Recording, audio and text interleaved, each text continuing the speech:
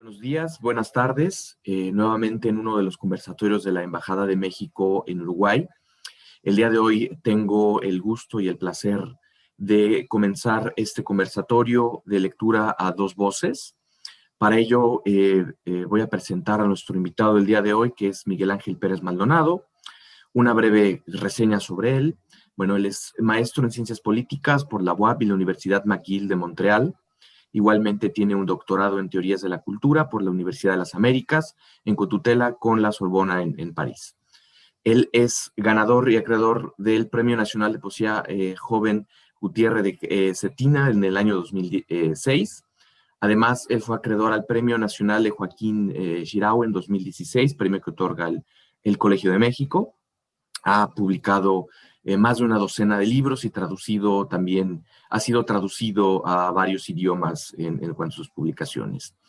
Fungió como secretario general, ha fungido como secretario general de la Universidad de las Américas, presidente en el Colegio de Puebla, director general del Consejo de Ciencia y Tecnología, también del Estado de Puebla. Además, fue agregado cultural en la Embajada de México en Kenia. En 2012, él crea la editorial Destrazas y actualmente dirige la revista de la Benemérita Universidad del Estado de Puebla, Unidiversidad. Además, es colaborador en varios medios, entre ellos el Heraldo de México, y entre distinciones destacan a las que él es miembro, la Legión Honor de México, y como miembro de la Academia Mexicana de Derecho Internacional. Sin más preámbulo, los dejo con el embajador de México en Uruguay, nuestro embajador Víctor Manuel Barceló. Muy bien la presentación.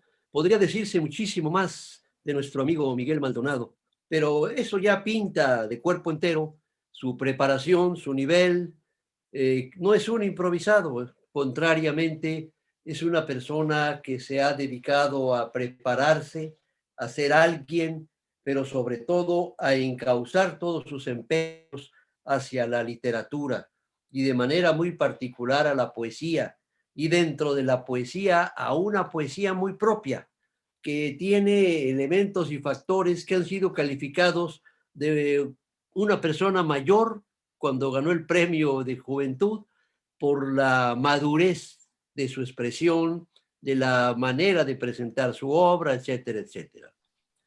Su editorial, Destrazas Ediciones, ha publicado diversos títulos muy importantes y me interesaría, por ejemplo, hablar del vuelo de la rosa. Este es un libro muy bonito, muy bien empastado, vale la pena realmente tenerlo en la mano y saborearlo. Aquí Miguel nos dice muchas cosas muy importantes de la rosa. No le perdona nada. Lo mismo habla bien que mal, lo mismo le dice que va a volar como que va a quedar ahí atorada porque nunca va a poder volar. En fin, es sumamente interesante y en un estilo muy propio, que tiene además una profundidad de análisis muy interesante, porque lo que yo he leído de su obra sabe ser analítico, enamorado, impulsivo, cáustico, natural. En realidad vale la pena leerlo porque muestra con toda amplitud, como alguna vez dijera mi amigo y compañero de la Normal Carlos Monsiváis, vivir la individualidad a fondo. Eso es lo que hace Miguel y qué bueno que así lo haga.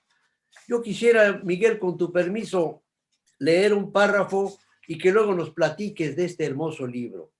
Con gusto, embajador, gracias. Cuando vuelen las rosas, habrá cazadores furtivos que las matarán a escopetazos y venderán sus restos en los ramos de novia, todo por amor. Fíjense qué manera de darle la vuelta al tema para terminar con algo hermoso. ¿Qué sientes tú cuando vuelves a leer tu obra tan interesante y tan hermosa como el libro de las rosas? Querido embajador, primero agradezco, Por Manuel, por favor. agradezco tus palabras y agradezco también esta presentación que es para mí una bella deferencia y también pues que te hayas dado la tarea de leer esos esos versos, en particular estas rosas. Y como tú bien lo llamas, pues el libro tiene una manufactura especial porque fue impreso con los tipos móviles. ¿Te acuerdas que en la época hasta mediados del siglo pasado se imprimía todavía como en la imprenta de Gutenberg, con, Así es. con metal, con plomo, ¿no? Con letras de plomo? Entonces este libro fue impreso así en la vieja escuela de los linotipos, ¿no? Aquí Pero tienes todas las fuentes que usaste. sí, allí viene el colofón, mira, hasta el colofón leíste, sí, así es, allí vienen los tipos de fuentes que se usaron y que además se escribió en Twitter. Entonces, allí se unen, en ese libro se concentran 4 siglos de literatura. La literatura que surge con Gutenberg y la nueva literatura que se está escribiendo hoy en día de forma digital y particularmente en las redes sociales, que incluso ya le llaman Twitteratura, ¿no? Que es todo esto que escribimos algunos en las redes sociales, como en este caso en el Twitter. Este libro lo escribí cuando todavía el Twitter te permitía nada más 140 caracteres. Ves que hoy en día ya se duplicó a 280.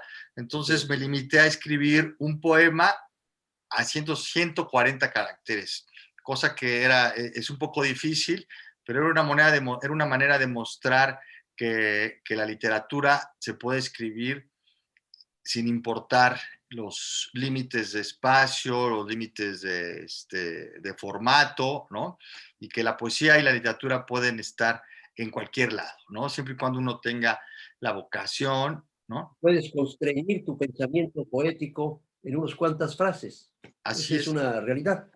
Sí, Muy pero que bien. además siempre se ha hecho, tú lo sabes bien, que la preceptiva del soneto, de las décimas, toda esta preceptiva, de alguna manera es una forma de ceñir también, ¿no? O sea, Así es. Así es es. algo natural, digamos, ¿no? El Sí. constreñirte a la forma. Yo tengo unos 30 sonetos escritos y sí, cuesta trabajo algunos porque tienes que cumplir con determinadas normas que tiene el soneto. De lo contrario, no te resulta, ni siquiera llega a ser agradable al oído, ¿no?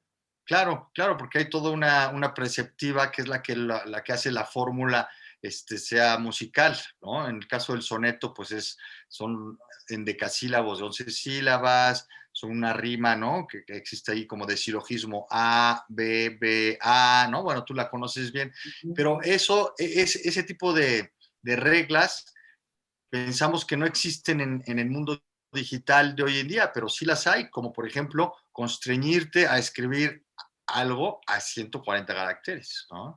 Es muy pesado. ¿Cuánto tiempo te llevó a escribir estos, según yo conté, 67 poemas?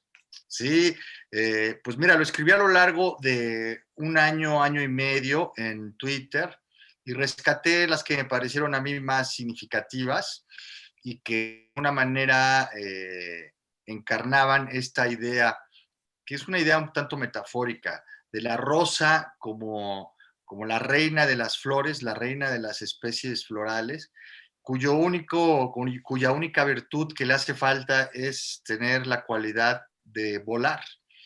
Y lo quise asemejar un poco con los seres humanos, ¿no? Que somos de alguna manera entre las especies, despuntamos y que queremos alcanzar, a pesar de que tenemos tantas cualidades, queremos alcanzar la perfección. Lo mismo que la rosa desea alcanzar la perfección y la alcanzaría si tan solo pudiese ya solo volar, ¿no? Porque al final de cuentas la rosa sigue siendo una planta Por eso la terrestre, equiparas con la mariposa. con la mariposa en algún sentido, ¿no? Que es, ¿por qué una rosa que tiene pétalos, que es tan bella, no pudo tener el don del vuelo? Pero que es una metáfora del ser humano, como nosotros también buscamos cada vez mayor y mayor perfección, pero a veces en ese camino se nos va la vida también. Así es. Mientras que a la mosca, dices, le dio esa posibilidad la naturaleza. Sí, sí, sí, Son metáforas muy bonitas, ¿eh? Muy sí, sí, sí, sonoras y muy profundas sí, porque esto habla de la de injusticia de alguna análisis. manera. Así es, así es. Tengo también el libro de los oficios tristes. Creo que que fue, por cierto, tu premio de poesía Joaquín Chiró Sí, así es. en 2016. Todavía, pues no hace mucho tiempo, pero bastante para un joven como tú. En este libro yo encontré algunas cosas muy interesantes. Me interesó, realmente haces un esfuerzo muy grande para poder entender y mostrar quiénes son estos personajes, que los rescatas para darles vigor, para darles fortaleza. Por ejemplo, la vendedora de dulces ambulante. ¿Lo puedes leer? Claro que sí. Sí, y fíjate que este poema en particular, la verdad es que por lo regular me piden leerlo, y tiene su fuerza, ¿no? Sí, Y como cómo bien no. dices, este libro que le ha ido bien, de hecho aquí tengo la versión en alemán que salió hace 2 años, se Muy bien. publicó en Berlín, con pinturas de una pintora que quiso ilustrar el libro en Alemania, que se llama Dietlind Horstmann Kopper, la pintora, que le hizo pinturas a los distintos oficios, Víctor Manuel. Y voy a buscar aquí en el índice la señora, no, la vendedora de dulces ambulante, ¿no? La 44, ¿sí? De dulces ambulante. No es que nos duelan sus ganancias de poco, que no practique los negocios redondos. Es la severidad que llega siempre cuando ha de decidir si la ganancia se invierte en mercancía o se usa en un apuro. Tener en mente que cada tanto habrá de despedirse, darse baja, echarse fuera de su propia industria. Yo quiero que ella sepa que hay hombres que pensamos lo difícil que es vivir con la eterna sensación de correrse pronto del empleo. Para mí es muy profundo, ¿eh? Es un reclamo social muy fuerte. No sé si lo sientas así. Sí, claro, es que en el trasfondo de los poemas, Víctor, y creo que es muy asertivo lo que acabas de decir, está el tema de la justicia social y de la justicia laboral. Ese es el verdadero fondo de cada uno de los poemas y lo que hago es un ejercicio de tratar de ponerme en los zapatos del otro y tratar de encarnar esa circunstancia severa, injusta, como te lo decía, que es el hecho de vivir en situaciones tan precarias y en esas apreturas, ¿no? Que causan, pues claro, dolor, impotencia y todo este tipo de sentimientos que tienen que ver, pues, con el hecho de vérselas todos los días en apuros. Y aquí tienes otro que también me gusta mucho porque también es un reclamo. Bueno, todos lo son. No he encontrado uno que no sea un reclamo. Aún en las rosas, ¿sí? Sí, Tienen en el fondo una petición de soluciones a determinadas circunstancias de las sociedades, ¿no? El recolector de basura conoce la severidad de los hogares, sabe del enfermo por la etiqueta de los frascos, se entera de los vicios por las sustancias residuales, adquiere los gustos de los otros, aprovecha la última porción en los envases, se vuelve receptivo ante los cambios, sabe que han caducado preferencias cuando ya no hay fresas en el fondo de los frascos. Si la gente lo mira con esos ojos de repulsa, quisiera detenerse, explicarles que no hay tanta diferencia en sabor y calidad entre el pleno de una mayonesa y los residuos en el fondo. Realmente lo malo son otras diferencias. sí, sí. Termina con un apretón, no sé de qué, pero muy claro, ¿no? Sí, sí, sí, es conmovedor porque, pues claro, estás ahí reflejando el hecho de la opulencia, de quienes viven en la opulencia, y de quienes están en el otro, en el otro extremo, ¿no? Los que viven de las obras, Así es.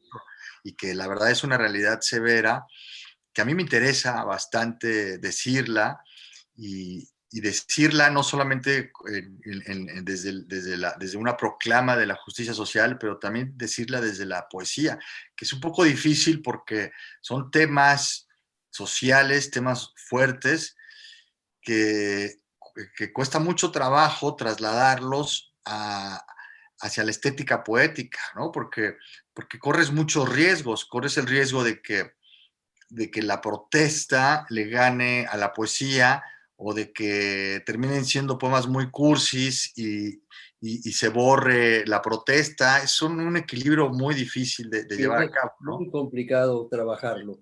Yo recuerdo porque leí mucho y tuve el honor de conocer a Pablo Neruda, Wow, que su poesía era eso, protesta.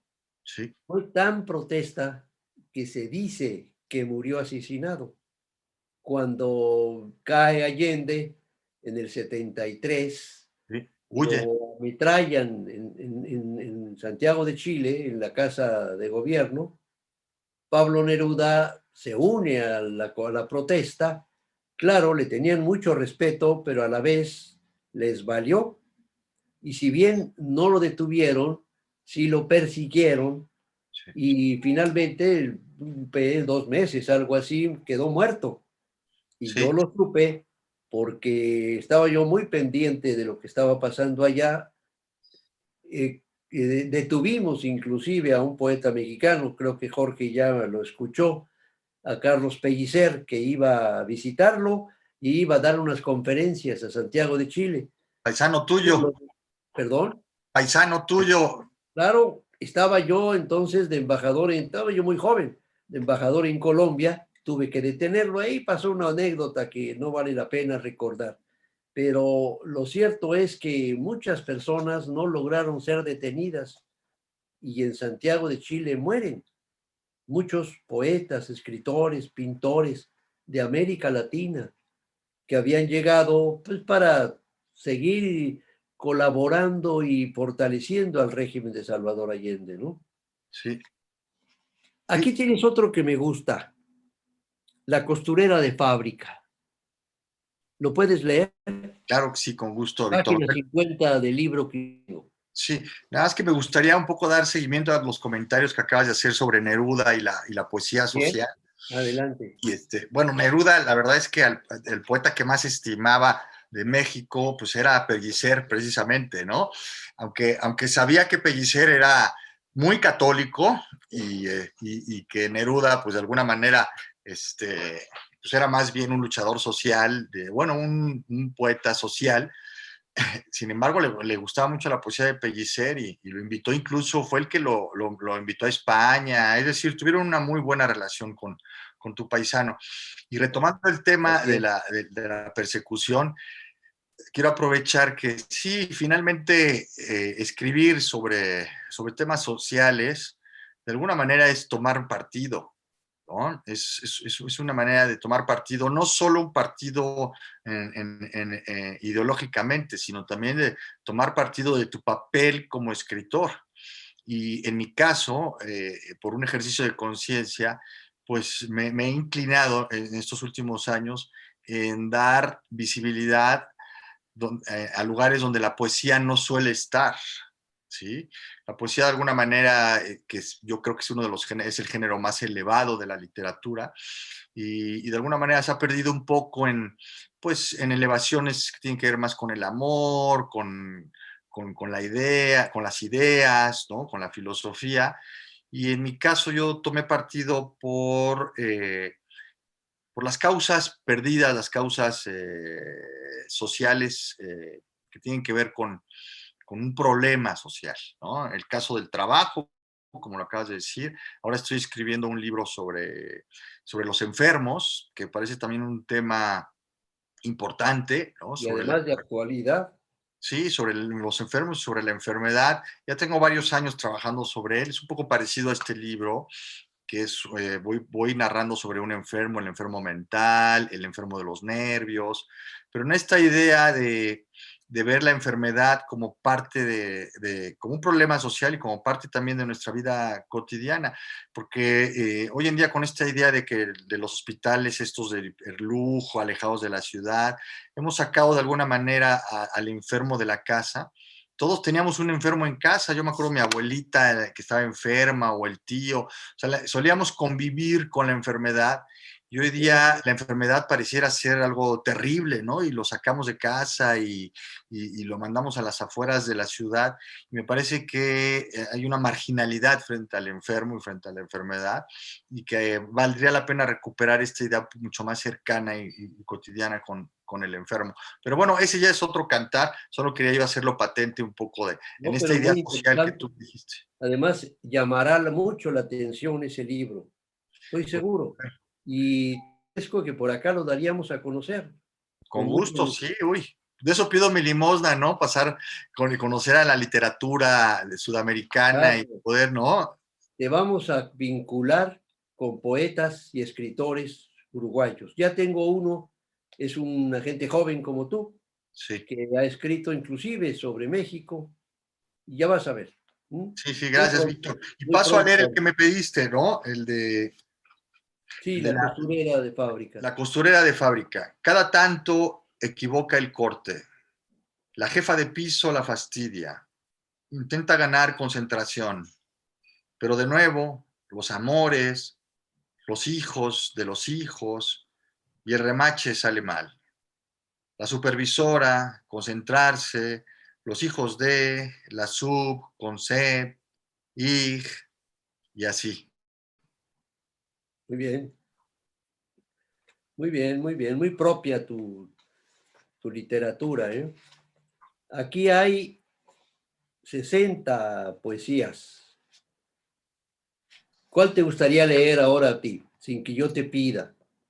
Pues mira, me gustaría leer el que inicia el libro de los oficios tristes, que es el lavaplatos, y Muy que bueno. es uno de los trabajos, de los oficios, de las actividades que la mayoría de nuestros paisanos y de la mayoría de los migrantes en el mundo realizan cuando llegan a otro país, porque como tú sabes, pues un migrante pues no puede trabajar, no tiene derechos ni documentos para poder trabajar de forma legal, así que los trabajos que hay para los migrantes tienen que ver con trabajos en los que se maneja efectivo y se les puede pagar de un u otro modo, y uno de ellos es la construcción, otro es los restaurantes, ¿no? Bien. Y la jardinería o los obreros. Entonces, el de lavaplatos te lo leo, es un poema que me gusta Ya. mucho y además fue el primero que escribí, ¿tú crees? O sea, es el primero del libro y es el primero que escribí. Está Te muy lo leo bueno, entonces. El lavaplatos. por favor. El lavaplatos es el último en la cadena alimenticia. Se come a veces las mitades de pastel dejadas por muchachas arrepentidas del azúcar. De los arrepentidos es el pan de lavaplatos. No le preocupa que han dejado sobras porque están rancias, ni que se contagie alguna enfermedad por comer.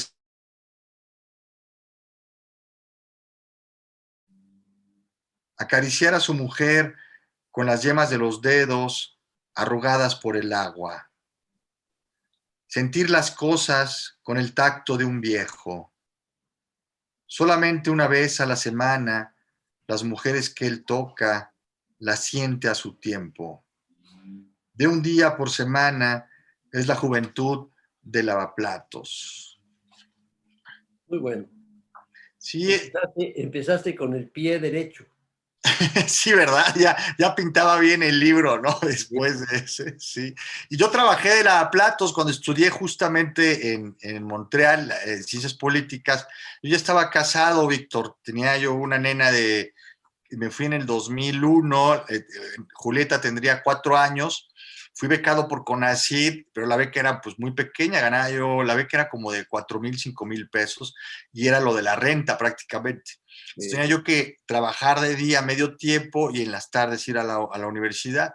Y el primer empleo que tuve fue este de lavaplatos y me impresionaba mucho cómo terminaba yo con las manos, las yemas todas arrugadas, toda la mano arrugada, y así me la llevaba el día, ¿no? claro, este poema no lo escribí allí, este poema de la Platos lo escribí 20 años después, ¿no? O sea, estaba yo en O Canadá. madurar. Sí, sí, claro. Sí fue, porque yo me fui en el 2001 y lo escribí, haber escrito en el 2000, ya en África, en el 2009, ¿no? En Kenia. Que casi 10 Muy años bien. después los escribí, ¿no? Pero Muy desde ahí bien. surgió la semilla. Perfecto. ¿Te gustaría leer otro acá o pasamos a uno que realmente es un poema en prosa, que es el de Octavio Paz, Homenaje y profanación? Ah, claro, Víctor. Sí, no, te leo un último sobre los oficios tristes, ¿sí? Excelente. Sí, cómo no. Este me gusta mucho porque es el de Globero, que es un personaje eh, pues muy popular en México y sobre todo en los centros de las ciudades, ¿no? El globero, el que anda vendiendo sus globos y que pues a todos de niños nos han pasado que nos llevan al centro y nos compran nuestro globo y nos lo amarran a la mano, ¿no?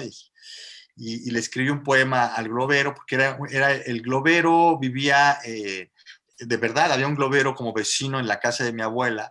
Y entonces yo jugaba en la casa del globero y todo estaba lleno de globos, de tanques con los que inflaban los globos. Y siempre lo veía al papá de mis amigos salirse de su casa a vender los globos y regresaba, ¿no? Pero parecía que era una nave, era como un Zeppelin, ¿no? Se iba con sus cientos de globos y regresaba y me parecía que andaba viajando en sus propios Zeppelin. Y años después, te digo, cuando escribí este libro, rememoré aquella época de jugar en la casa del Claro. globero, que es este poema, y lo leo. El globero. Quienes crecen en la casa del globero huelen siempre a gas butano. Saben cuántos globos hacen volar un lapicero. Se les prohíbe jugar cerca de los tanques y tienen los pulmones sanos de tanto andar inflando. No hay un cuarto para globos. Están regados por la casa. El hilo que les cuelga se atora en los aretes, se enreda en las manijas, encochina los guisados. Los globos no caben en un auto. El globero se los lleva caminando. También como nosotros, ha soñado que los globos lo lleven volando. Muy bien. Hay siento una línea de pensamiento tuyo que tiene que ver con lo que fue una de las locuras de Miguel Ángel y de muchos de los antiguos y modernos poetas y escritores: volar, el hombre en el vuelo. Claro, sí. ¿Por qué tienes esa preocupación? Porque yo creo que de los atributos del ser humano, el atributo, digamos, cúspide sería el atributo de volar. Y que, como tú bien lo dices, en la mitología y en la literatura universal, eh, volar es como un acto de provocación a los dioses mismos. Está el mito de Ícaro, que se hace unas alas de cera y su padre le advierte que no puede volar y menos acercarse al sol, porque si se acerca al sol sus alas se le derriten. Ícaro, en un acto de soberbia, de retar, ¿no? A los dioses, vuela hacia el sol, se le derriten las alas y cae, ¿no? Pero es la idea, el vuelo para mí es un emblema del hombre queriendo ser más, queriendo buscar la perfección, del hombre también que se ensoberbece, ¿no? El hombre ensoberbecido, que se deja llevar por la soberbia, pero también el fracaso a su vez, ¿no? Porque es la caída, es todas nuestras aspiraciones, nuestros vuelos mentales, nuestros vuelos físicos, finalmente terminan en la muerte, ¿no? En el fracaso, en la caída. Y me funciona mucho como una metáfora, ¿no? El vuelo como la búsqueda de la perfección, pero también con la tragedia final que a todos nos llega de caer, ¿no? Muy bien. Pues pasemos entonces a Octavio Paz, nuestro premio Nobel. Sí. Yo creo que este libro es un esfuerzo muy interesante por, como tú mismo dices, homenajear y profanar sus textos, porque los usas para tus escritos, lo cual, bueno, es una manera muy fina y muy delicada de decir que se profanan. Sí, En la práctica no es más que llevarlos adelante como elementos fundamentales de lo que estás pensando y que coincides con ese pensamiento en ese momento, porque a lo mejor mañana ya no coincides. Es sí, una realidad de lo que vivimos, ¿no? Mientras no sean las líneas fundamentales de una ideología, en lo demás puedes estar variando tu pensamiento según las circunstancias, según los momentos y según los intereses. claro.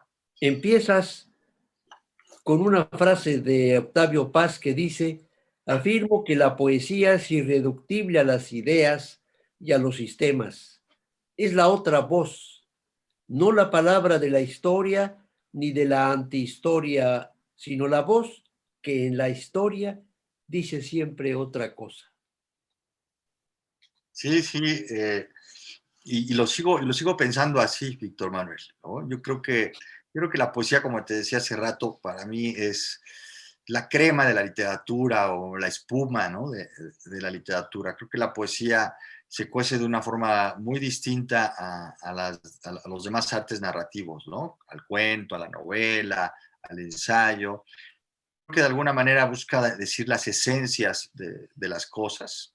Creo que la poesía en sí misma es esencialista, porque quiere ir al fondo Sale de dentro primero y tienes que dejarla reposar claro, para después revisarla y decir no sirve y tirarla, o darle el contexto que tú quieres, pero sin que pierda el ritmo inicial, porque si lo pierde, deja de ser poesía. claro, Yo, sí, para mí, si la no música es, tiene la urgencia, no hay nada que hacer. sí, sí, la música y la cadencia en poesía yo creo que es un eje, ¿no? Es la poesía sin música no es poesía. Así es. ¿Qué te dio por meterte como Octavio Paz? Fíjate que desde hace tiempo hay algunas figuras que son para mí tutelares, tanto en la poesía como en la literatura.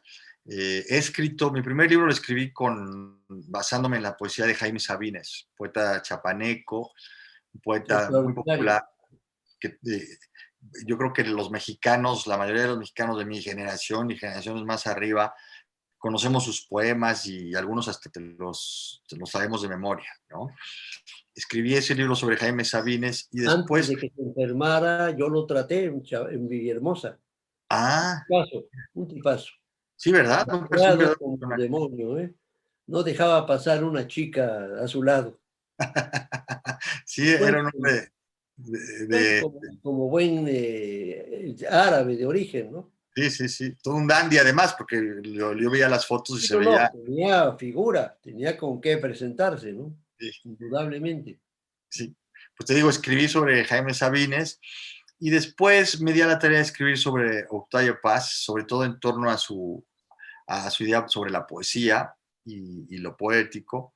Y considero que de alguna manera la poesía de Octavio Paz concentra toda la herencia de los poetas, pues como tú lo dijiste, de Pellicer, de los poetas modernistas, de los que la anteceden, de Amado Nervo, Alfonso Reyes, de López Velarde, que por cierto este año se conmemoran 100 años de la muerte de Velarde. Y vamos a hacer por acá algo sobre López Velarde. Ah, qué bueno, maestro Víctor Manuel. Y bueno, Paz me parece que es una figura importante y que había que leerla y que dialogar con él, ¿no? Y básicamente yo, Definitivamente. ¿qué fue lo que hice en este Fíjate libro, que no?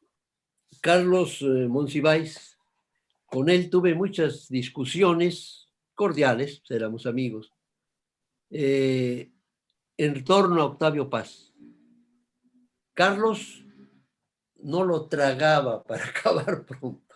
Sí, sí, ¿Y por qué? Porque en una ocasión dio una opinión y Octavio Paz habló mal, contestó violentamente, y eso encendió a Carlos, y Carlos era muy temperamental, actuaba como un niño impulsivo siempre, ¿no?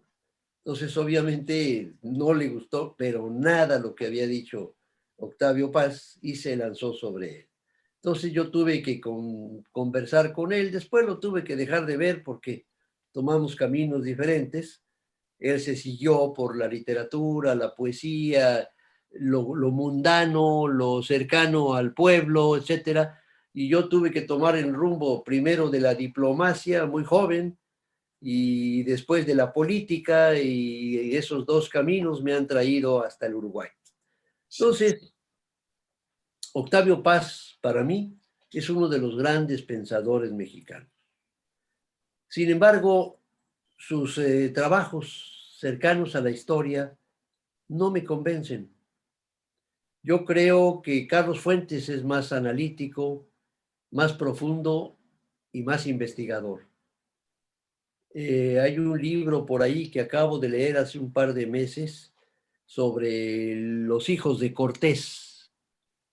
Muy interesante, Sí, porque sí. además de que no tenía nomás dos, sino muchos más y varias mujeres, plantea el asunto que se presentó de que Diego Cortés, los dos Diegos, porque eran hermanos y que tenían el mismo nombre, la española no se pudo aguantar con que hubiera hijo de una india con el nombre de Diego y le puso el mismo nombre, se llevaban bien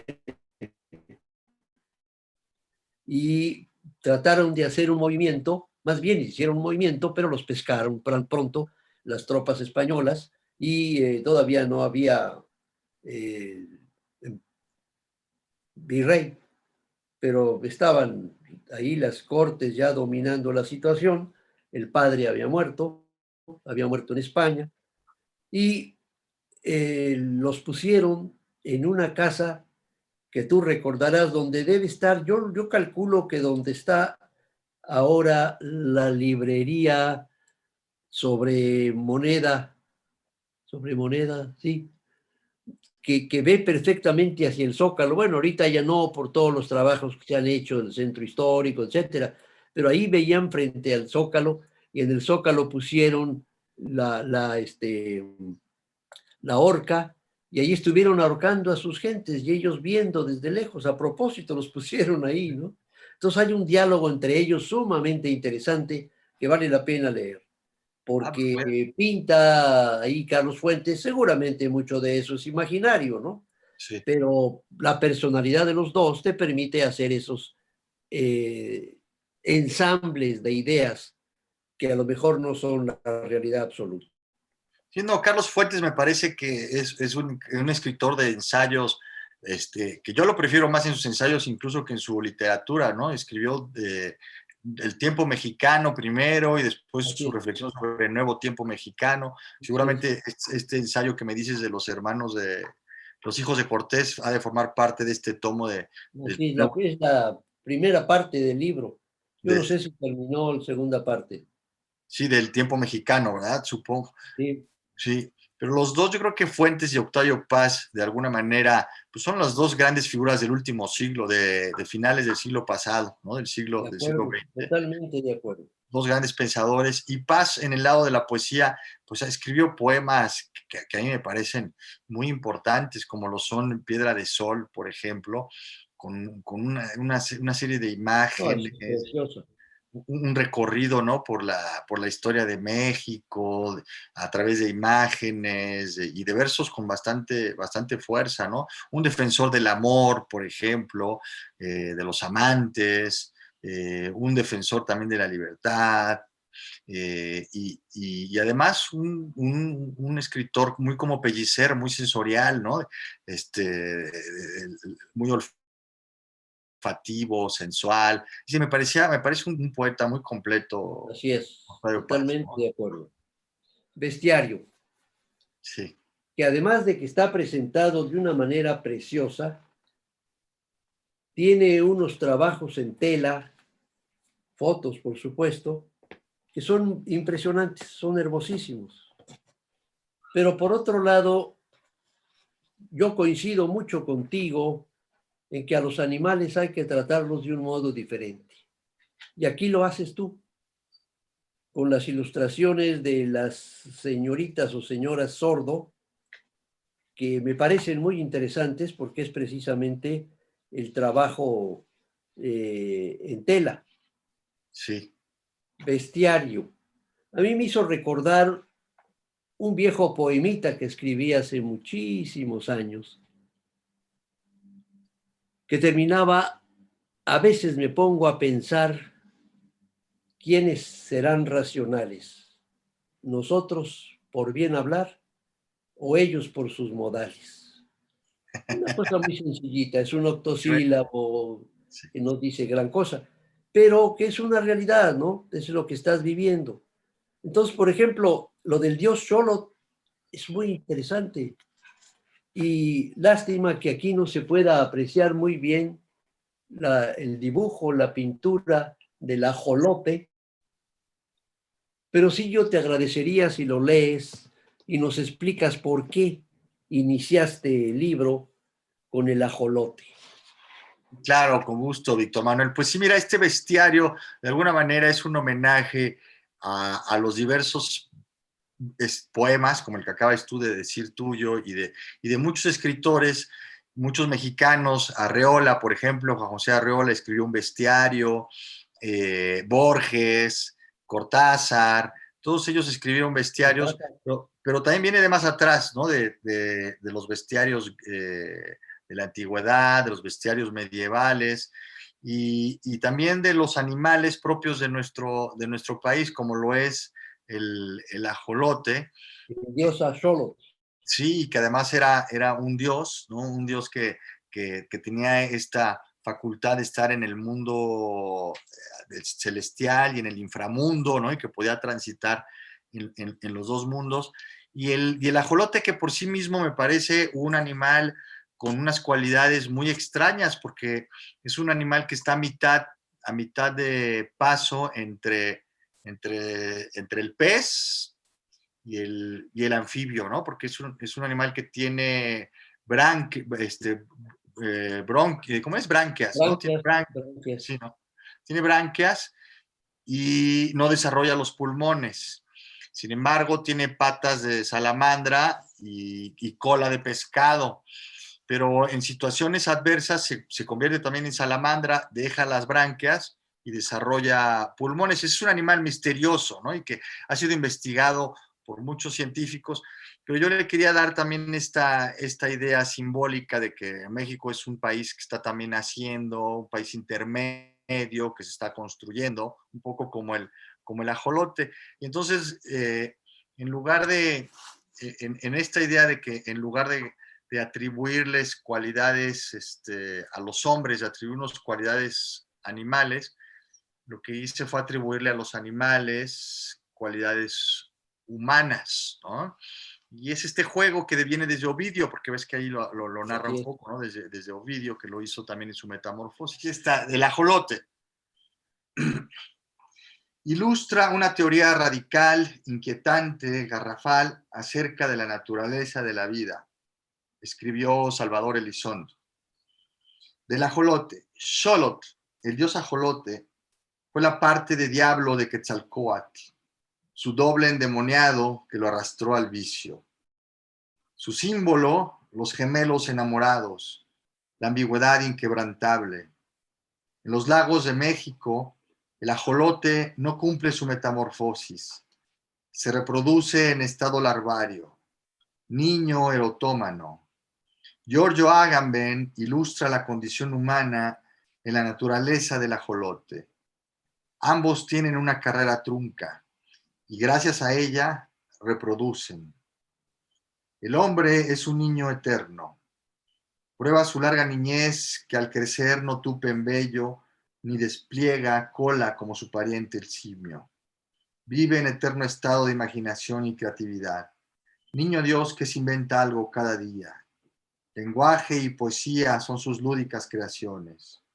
Pero el mismo Agamben ha callado sobre el ajolote gemelo, el infante terrible, causante de nuestra hiena, querubines monstruosos y bellas almas que lo mismo abonamos una causa que nos hacemos los atroces.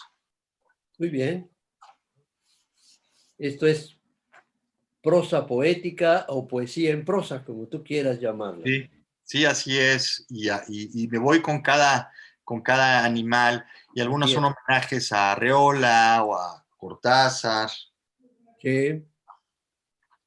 ¿Quieres leer algún otro que tú tengas interés? Y claro, fíjate que este lo escribí cuando estaba yo como agregado cultural en Kenia y le mandé pues un legajo en aquel entonces estaba como director de la semana, la jornada semanal, el suplemento cultural del diario de la jornada, Hugo Gutiérrez Sí. Vega, diplomático pues jubilado, ¿no? de la diplomacia mexicana. Hugo Gutiérrez Vega, en aquella época era de los pocos, ahora que estás tú como escritor, pero era de los pocos escritores que habían pasado por la diplomacia, y dirigía el suplemento cultural de La Jornada, que se titula, a la fecha existe, que se llama La Jornada Semanal.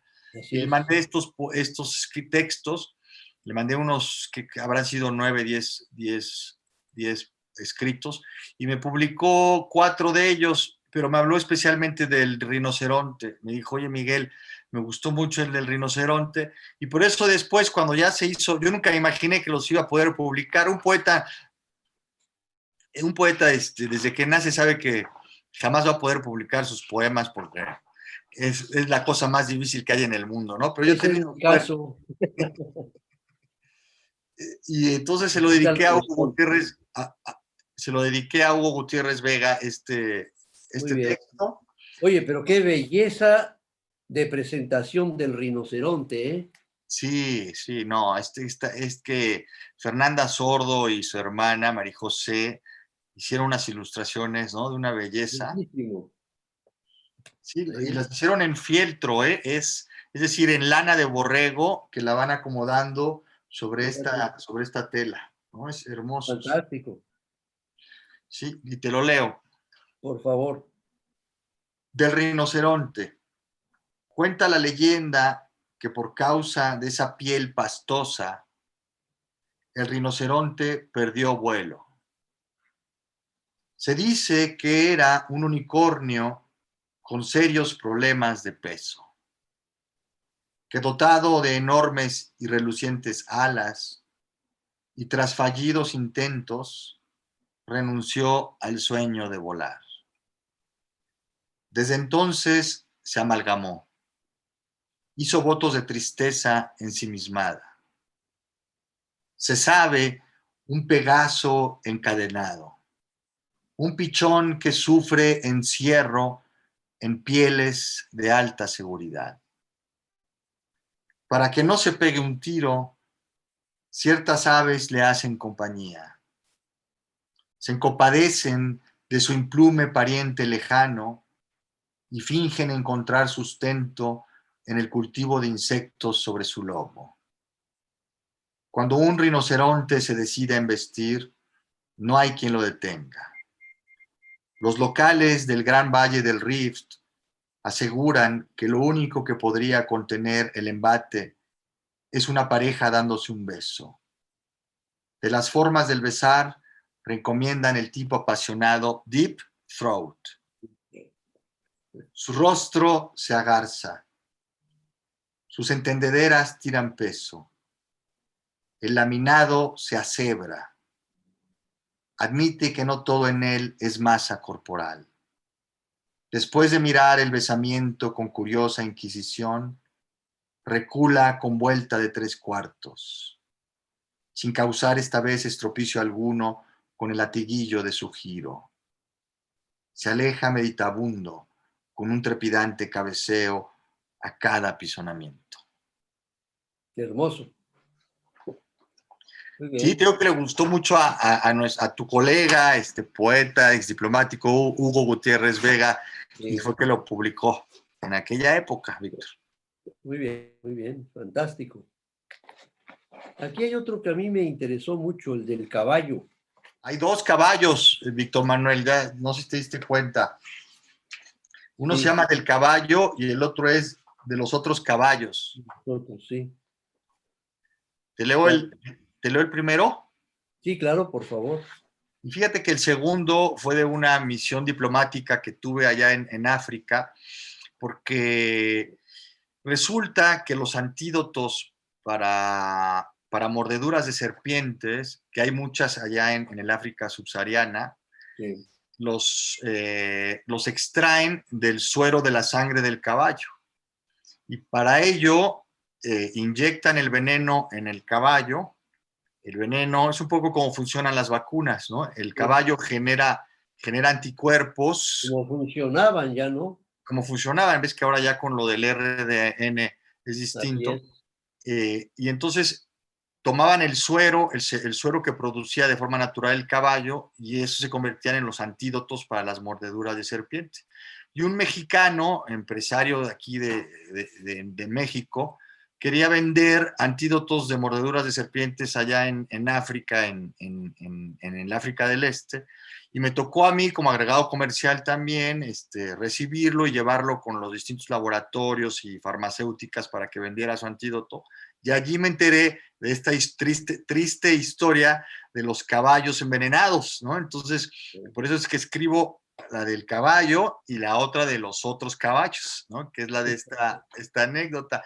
Pero me gusta mucho que tú elegiste el caballo porque es una Sí, no, figura, este es hermoso. sí, es una figura que a mí me parece de las más bellas que ha hecho la naturaleza, que es la del caballo, ¿no? Sí. Y lo leo. Del caballo. Recalco que el caballo nunca se dio vuelta hacia mí, no hacía cualquier otra cosa. No hay entonces un tábano que lo pique, ni hacía un ruido detrás suyo. Avanza únicamente acompañado por su abarrotamiento. Henri Michaud. El caballo siempre dará la idea de estar adelantando, incluso en los monumentos ecuestres. Va por delante. No lo inquieta que a sus espaldas se arruine un orden. Nadie empecinado en el frente, tan de cabeza en avanzada. La peor inquina no lo conduele, por nada aligera el trote. Piensa para su coleto que dolor y derrota se multiplican como roedores. Triunfo perpetuo de lo mezquino. De nada vale detenerse. Persistirá el odio, la envidia persistirá. Se culpa al hombre de su afección de indiferente. Las anteojeras del caballo han provocado esa postura de arrogancia. Hippism Journal, febrero 2004. No, es más bien la anatomía de su espíritu. Sobrevolar la zona del desastre. Estirarse lo más por el simple goce del alejamiento. Cuentan que tenía las patas bien plantadas, que era de hábitos taurinos. Solía incluso piafar con la pezuña el lodo y socavar la tierra para echarse. Fue un toro decepcionado de la lidia con el mundo. Un día prefirió la suspensión del suave galope.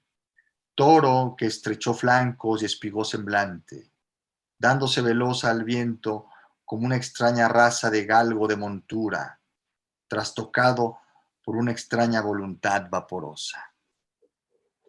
Muy bien.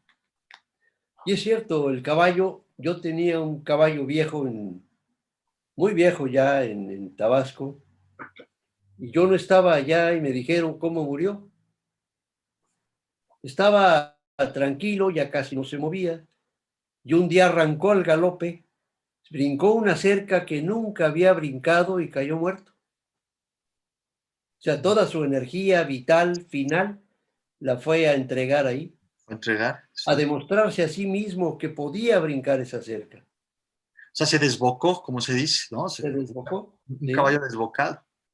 Fíjate, Víctor. Pues es esa Pero misma idea la que está en el texto, ¿no? así, por eso me gustó mucho.